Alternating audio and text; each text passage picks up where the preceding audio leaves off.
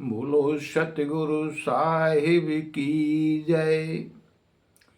सतगुरु कबीर साहब की जो वाणी है वो बड़ी विवेक वाली वाणी है। सतगुरु कबीर साहब कह रहे हैं कि सरगुण की कर सेवा, सरगुण की कर सेवा, निर्गुण का कर ज्ञान, सरगुण निर्गुण से पड़े तहां हमारा ध्यान।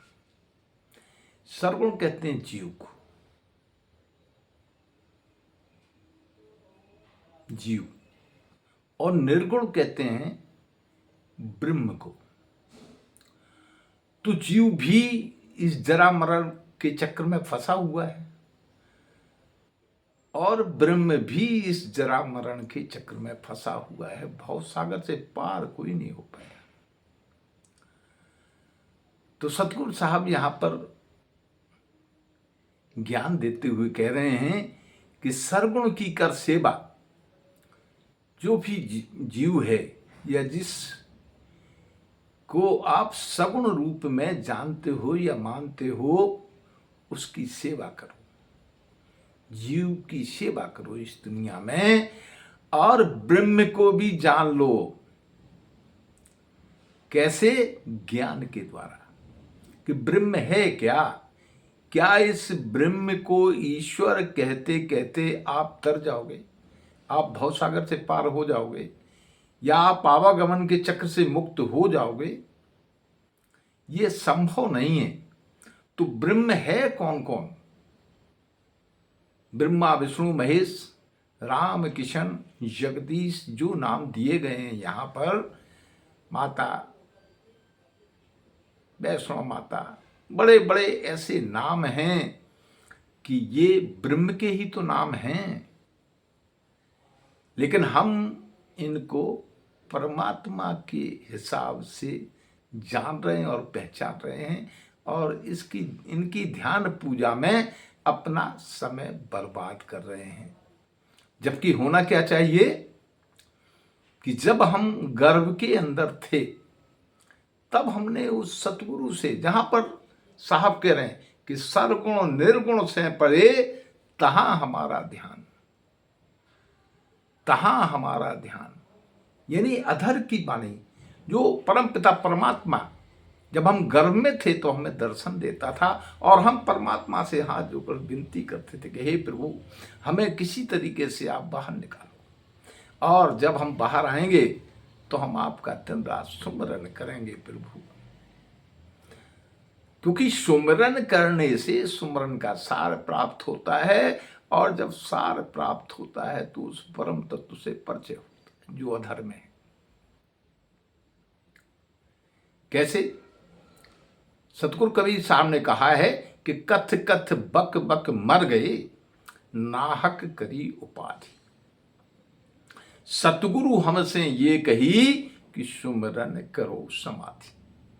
जब तक समाधिष्ट नहीं हो जाते हो तब तक सुमरन करो। अब समाधि का यहां लोगों ने मतलब लगा लिया मरने से, कि मरने के बाद समाधि लगती है। नहीं, समाधि जीते जी लगती है।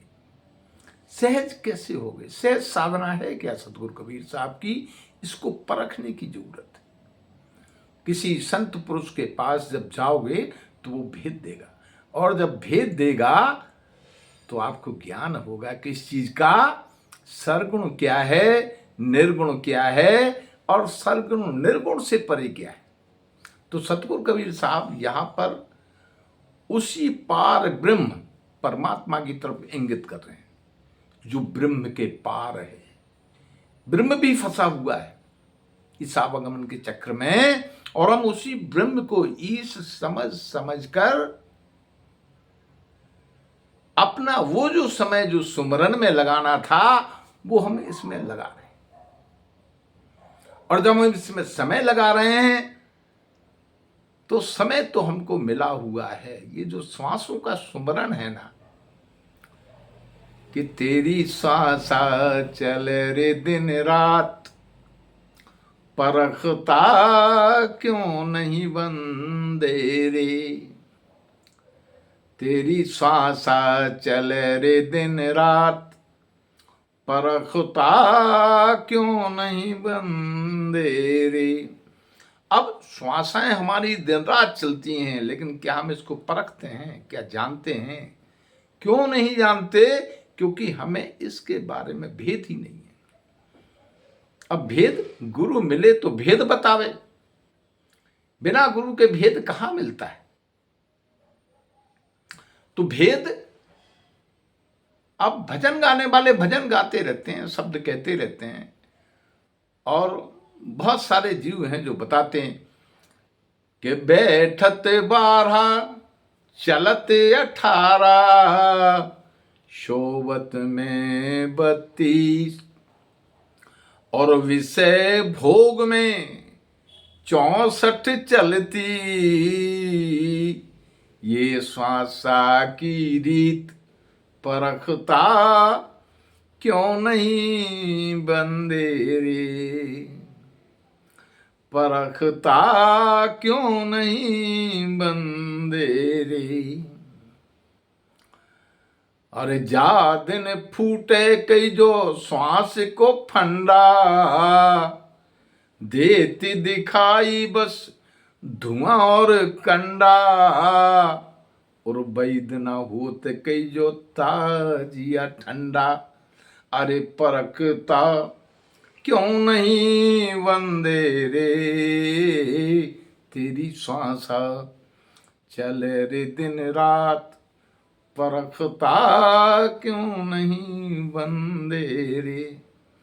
तो हम रमे हुए हैं इस संसार में, और संसार में इस जीव के रमन के लिए सतगुरु साहब ने रमे नहीं लिखी, और प्रकाश दिया, ज्ञान दिया कि जीव किसी तरीके से चेत जाए और स्वयं को पहचान जाए कि हम हैं कौन।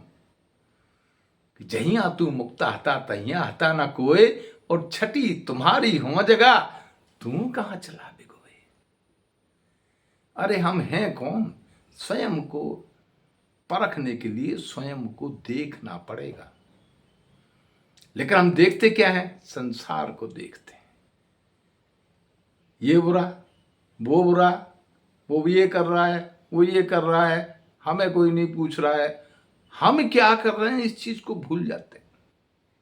तो हम अपने आप को देखें, स्वयं को। जिस दिन हमने स्वयं को देख लिया, स्वयं को जान लिया, स्वयं को मान लिया, तो समझो कि हम उस परम तत्व से जरूर मिलेंगे, आत्मज्ञान होगा, सतगुरु मिलेंगे, और आवागमन के चक्र से हमको निकालेंगे, ऐसा हमारा मानना है। साहेब सतगुरु साहब सबकी सब पर दया करें। साहेब बंदगी सत साहेब। दोस्तों, एक बात और आपसे कहना भूल गया, अगर आपको ये वीडियो अच्छा लगा हो तो कृपया इसको सब्सक्राइब जरूर कर लीजिए, लाइक कीजिए, शेयर कीजिए और कमेंट भी दीजिए। धन्यवाद।